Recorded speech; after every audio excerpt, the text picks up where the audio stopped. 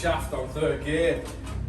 Because like first and fifth tones, it was to be on the same track as if the engine's in the same place. And the engine moving.